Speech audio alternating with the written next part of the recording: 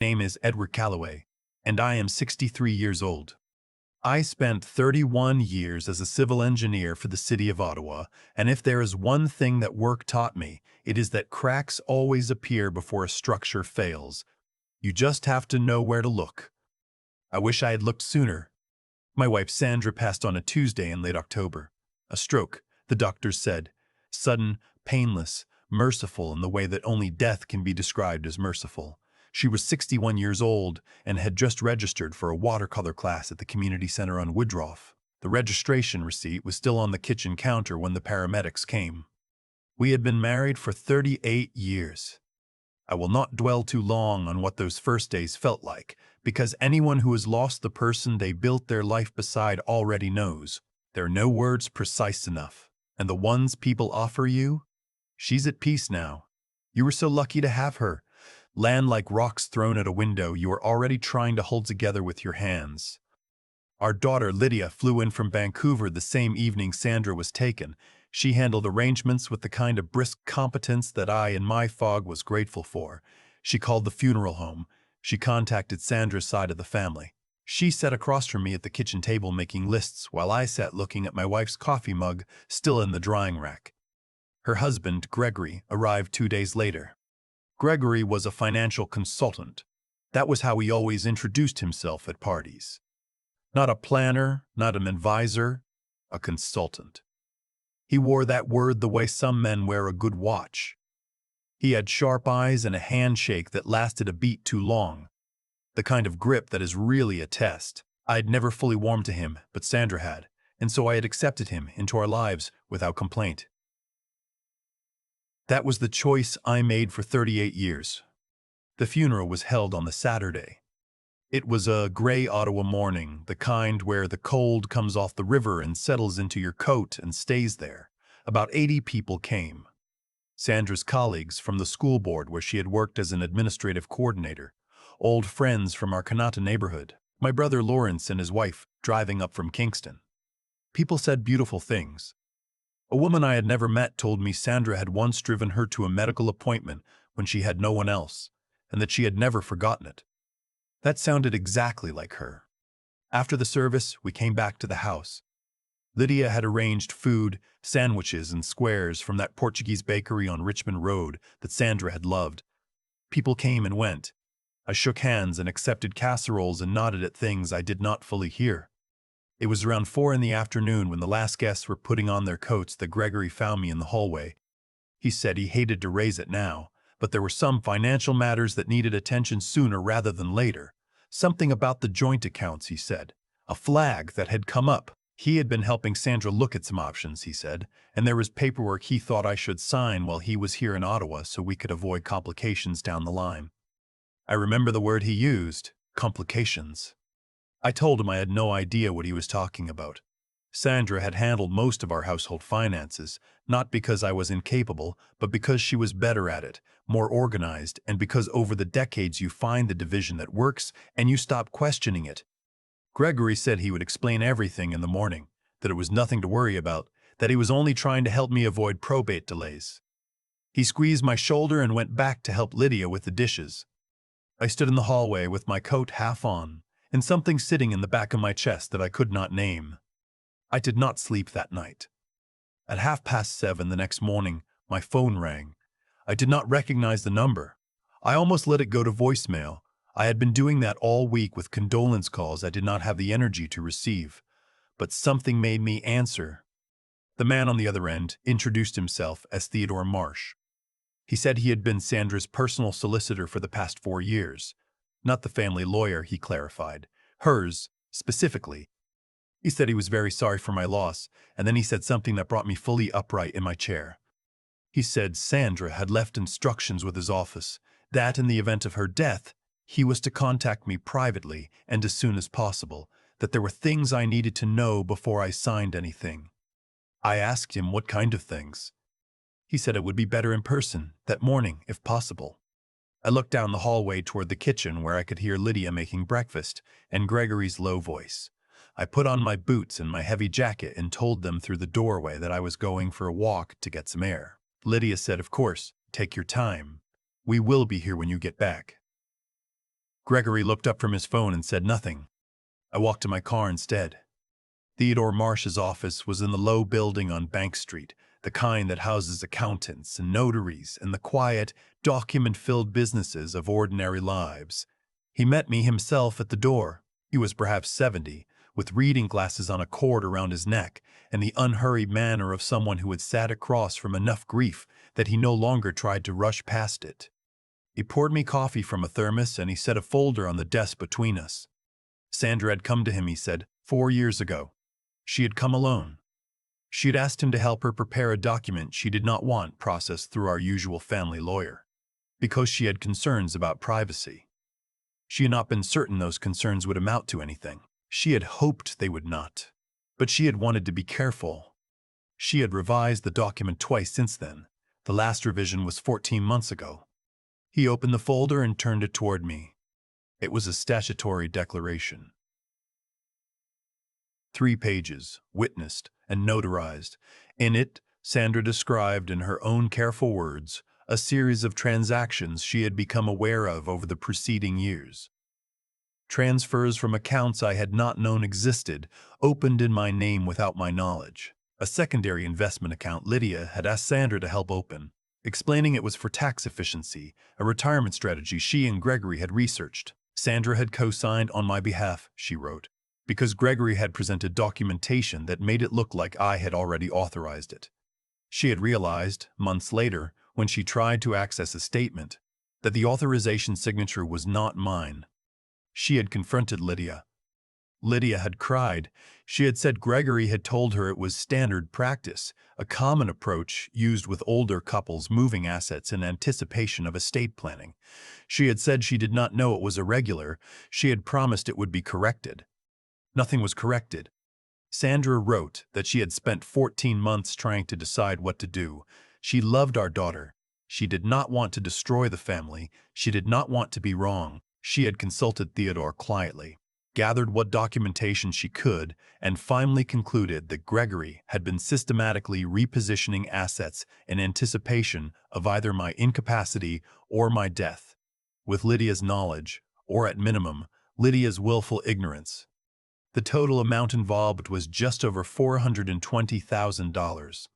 Sandra had left everything with Theodore: account statements, copies of the forged authorizations, emails she had printed and stored in a folder she kept not at home but in the filing cabinet at her office at the school board. At the bottom of the declaration, in her handwriting, she had added a note, not legal language, just her words. She wrote, "Eddie, I'm sorry I didn't tell you sooner. I kept thinking I could fix it myself. I kept hoping I was wrong about our girl. If you are reading this, then I wasn't wrong. Please don't let them take what we built. And please don't stop loving me for keeping this from you." I sat in that office for a long time. Theodore gave me privacy.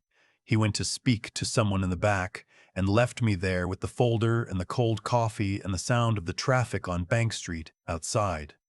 I had thought the worst thing that could happen to me that week was already behind me, burying my wife on a gray October morning with the river cold and the leaves all gone. I had thought that was the bottom. It was not the bottom. When Theodore came back, I asked him what the practical situation was, what could actually be done. He told me that the documentation Sandra had gathered was substantial.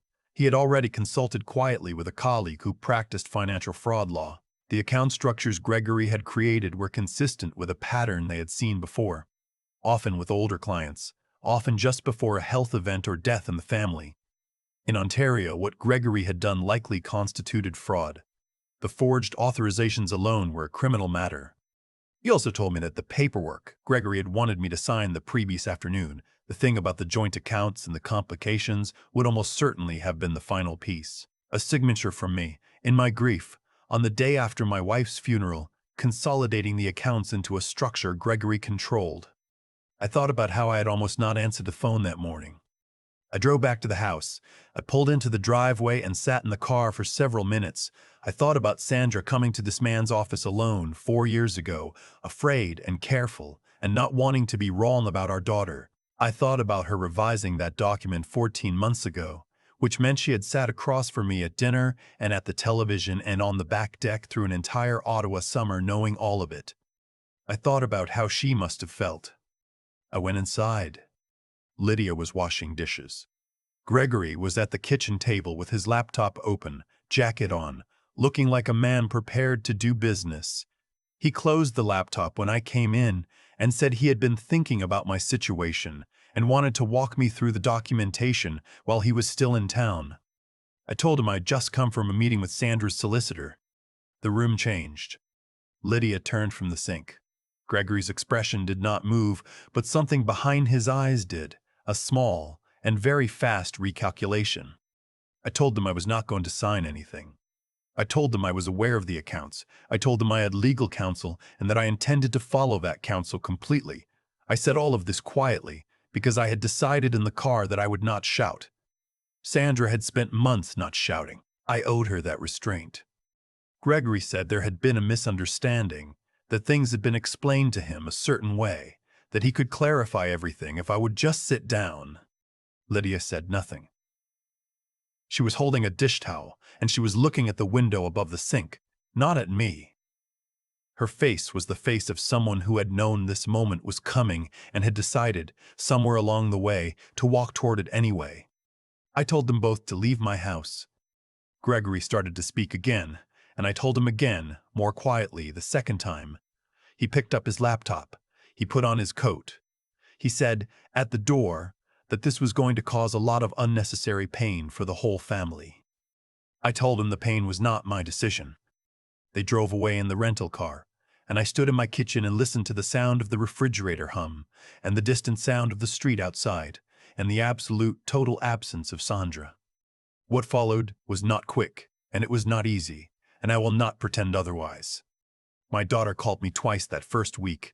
The first call was tearful and confusing, a mixture of apologies and justifications that kept shifting so that I could not find solid ground in any of it. She said she had trusted Gregory. She said she had not understood the full picture. She said she had been trying to protect me, to make sure I was secure, and that she had made mistakes. But her intentions were good. I listened to all of it. I did not hang up. But I told her that Theodore was now my legal representative for all financial matters, and that any communication about accounts or assets needed to go through his office. The second call was from Gregory, not Lydia. It lasted 40 seconds. He told me that pursuing this would be a mistake I would regret. I thanked him for calling, and I ended the call, and I contacted Theodore. Over the following 4 months with Theodore and the fraud specialist he brought in, the accounts were traced and documented. The forged signatures were verified by a handwriting expert. Gregory, it turned out, had done similar things before, with an elderly aunt of Lydia's on her mother's side, a woman in her late 80s in a care facility in Brampton who had no one closely watching her affairs. That case had not been reported. The woman had died before anyone connected the details. The RCMP Financial Crimes Unit became involved in February. Gregory was charged in March. Fraud over $5,000. Forgery. In Canada, that carries serious weight, and his lawyer, I was told, was not optimistic. Lydia was not charged. The investigators concluded that while she had been aware of some irregularities, there was insufficient evidence to establish that she had knowingly participated in the fraudulent intent. I believe that was probably right. I believed that she had told herself whatever she needed to tell herself, the way people do when the alternative is too uncomfortable to look at directly. That does not make it nothing, but it is a different thing. The $420,000 was recovered almost entirely.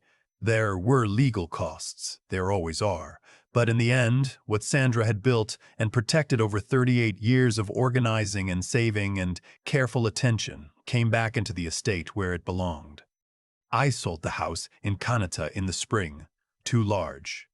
Too full of the particular silence that a house develops when the person who made it feel like home is no longer there. I bought a smaller place in Westboro, 2 bedrooms, a backyard with an old maple I already like, close enough to the river that I can walk there in the mornings. My brother Lawrence calls every Sunday. A few of Sandra's friends still include me in things. Dinner invitations, a Christmas gathering where I was the only man without a partner and felt it very specifically, but was glad to be there anyway. Lydia and I have spoken 3 times this year. Real conversations, not the short transactional calls of the winter. She is in therapy. She has said things that sound like she is beginning to understand what she participated in, even if she did not design it. I do not know yet what our relationship becomes. I am leaving that question open, the way you leave a window cracked when the air is still uncertain. I think about Sandra most mornings. I make the coffee, and I look at the yard, and I think about the watercolor class she never got to take. I think about her sitting in Theodore Marsh's office, alone, afraid, deciding to do the careful thing even when the careful thing cost her. That is who she was. 38 years, and I still learn something new about her after she was gone. She protected me right up until the end. I have learned, at 63, that love sometimes looks like a 3-page document in a solicitor's office on Bank Street, signed and witnessed, and left there like a letter to be opened when it was needed most. I needed it most, and it was there. I keep coming back to a small detail. Sandra did not go to a lawyer because she was angry. She went because she was careful. There is a difference between those two things, and I think it matters more than anything else in this story. She could have confronted Gregory directly. She could have come to me. Instead, she sat across from a stranger in an office on Bank Street and said, quietly, "I need to document this properly before I do anything else." That is not a woman acting out of hurt or impulse. That is a woman who understood that good intentions without clear thinking are not enough. She loved our daughter completely, and she still made herself stop and think before she acted. That kind of discipline, the ability to slow down when everything in you wants to react, is something I did not fully appreciate in her until she was gone. What Gregory did had a logic to it, the way dishonest things often do. He found a gap. He found a household where trust had replaced vigilance, where Sandra handled the accounts because she was good at it, and I had simply stopped paying close attention. He did not create that gap. It was already there, worn smooth by decades of habit. He only walked through it. I think about that when I am tempted to feel only like a victim in the story. The truth is that I had stopped paying attention to something important, and the people who love us cannot always carry that weight alone. Lydia is a harder thing to sit with. She is not a cruel person. I believe that. But she let herself be led somewhere she knew, on some level, was wrong, and she kept walking because stopping would have meant looking at something uncomfortable. That is its own kind of failure. Not the dramatic failure of someone who sets out to cause harm, but the quieter failure of someone who chooses not to know. And that choice has consequences, the same as any other choice. The world does not distinguish between harm that was intended and harm that was permitted. What I've come to understand at 63 is that the life you build is only as solid as the character of the people who help you build it. Sandra had that character. She had it when I was not watching. She had it when it cost her something. Months of worry. Months of sitting across from me at dinner carrying a weight she could not set down. She did not protect me because she was obligated to. She did it because that was simply who she was. I think that is the only real inheritance worth leaving anyone. Not the accounts, not the house in Canada, not the $420,000 that came back to the estate. The inheritance that matters is the example of someone who, when it was difficult and uncertain and lonely, still did the right thing.